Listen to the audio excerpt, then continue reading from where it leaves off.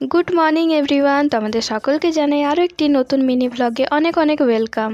আজকে আমি সকাল সকাল রেডি হয়ে নিয়েছি, শুধু আমি নয় বাড়ির সকলে মিলে রেডি হয়ে নিয়েছি। আর আজকে আমরা সকলে মিলে যাচ্ছি মাতপুরের মনসা মন্দির। তোমরা তো আগের মিনি ব্লগে দেখেইছিলে যে আমি আর ও মিলে গেছিলাম আগের দিন রাত্রেবেলায় পুজো দিতে আর মেলা দেখতে। আর আজকে যাচ্ছি আমি বাড়ির লোকের সাথে দিনের বেলায় পুজো দেবো বলে। আজকে শনিবার, তো দিনটা খুব ভালো, তো ভাবলাম আজকে সবাই যাচ্ছে মারা, তো আমিও যাই। আমরা সকলে মিলে টোটোয় করে যাচ্ছিলাম, আর আমাদের বাড়ি থেকে মন্দির যেতে সময় লাগে ওই 1 ঘন্টার মতো টোটোয় করে। তো রাস্তায় যাচ্ছিলাম আর প্রচণ্ড রোদ উঠেছিল জানো তো, সেই জন্য আমি স্কার্ফটা নিয়েছি। আমি জানি আজকে প্রচণ্ড ভিড় হবে, সেই জন্য স্কার্ফটা নিয়েছি, মাথায় ঢাকা দেবো বলে লাইনে দাঁড়াতে হবে।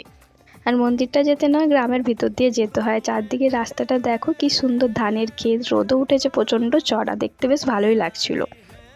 আর এই তো দেখো মন্দির চলে এসেছি। মন্দির বলতে মন্দির আছে অনেকটা ভেতরে দূরে, আর এটা হচ্ছে রাস্তা, মানে যেখান থেকে মেলাটা স্টার্ট হয়েছিল।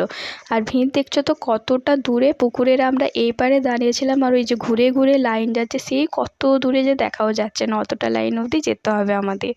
আমরা তো রাস্তা থেকে লাইন দেখতে পাচ্ছিলাম, দেখেই তো আমাদের ভয় লাগছিল যে এতটা রাস্তা কি করে দাঁড়াবো। আমরা লাইনে দাঁড়ার পর জানো তো হঠাৎ করেই মেঘলা করেছে।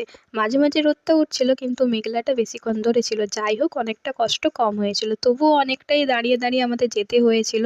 আর কথা বলতে বলতে দেখো অনেকটাই চলে এসেছি মন্দিরের কাছে প্রায়। আর কত ভিড় দেখছো তো, প্রচণ্ড লাইন, যত সময় যাচ্ছে তত ভিড়ও বাড়ছে। তবুও আমাদের আস্তে আস্তে অনেকটাই দেরি হয়ে গেছিলো, তো আমাদের পরে আর সেরকম বেশি লাইন ছিল না, আর তবুও অনেকটাই ছিল। এর আগেও জানো তো আমি এই মন্দিরে অনেকবার এসেছি, কিন্তু নিজে হাতে পুজো আমি কখনোই দিতে পারিনি, কোনো না কোনো কারণে দেওয়া হয়নি। তো এবছর ভেবেছিলাম আমি নিজে হাতে পুজো দেবই, সেই জন্য আমি আগের দিন এসেছি, তারপরেও আমি আবার আজকে এসেছি মায়ের সাথে পুজো দেবো বলেই।